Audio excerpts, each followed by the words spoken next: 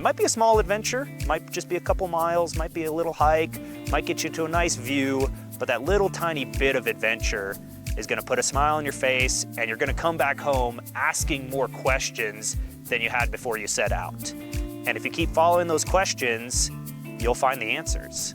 And those answers are very fulfilling knowledge to have that makes you want to go out more, do more hiking, maybe take your adventure to the next step. And the more you do it, the more comfortable you are with it, and the happier you'll be. Wow. So right here we have some pretty big, significantly sized juniper trees. And the juniper is one of the most long-lived trees out here. They actually have really cool adaptations that allow them to survive the periodic droughts that hit the region. So as the tree is growing, it kind of has this nice, soft, shaggy, fibrous bark.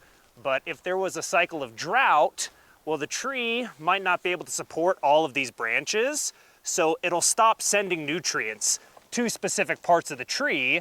That piece of the tree will kind of die and fade away, but the rest of the tree will be preserved and protected. So that leads to trees that sometimes look almost like half dead, half alive. And I can see over here, the tree has started to kind of kill off this particular branch. That might not be because of the drought, but because of all of these little holes in the side of the tree. I would call these wells, and these are the result of birds, particularly sapsuckers. They're a kind of woodpecker that drills all these wells into the side of the tree. And then the sap is going to seep out of the tree into these wells, and the birds can return over and over again and suck the sap. But that sap is important for the tree, so if there get too many wells, too much sap taken away, the tree might end up dying on this particular branch. But like I said earlier, the tree can survive by preserving, protecting the other parts of its body. So juniper here in Arizona can live hundreds, if not thousands of years because of these cool adaptations. There are currently problems in conservation and preservation. Here in the Western United States, we are currently in the middle of a water crisis, and all of our reservoirs that have been supplying the water for the cities, for the farms, for the livestock, they're at historic lows. A lot of our reservoirs rely on snow melt. But right now, we're not just getting less snow, but it's also getting warmer faster.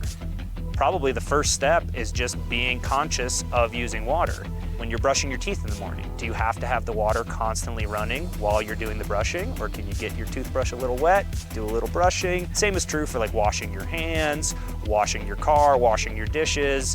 And even though it's very small scale with the individual, collectively, we could all potentially make a dent in our water usage.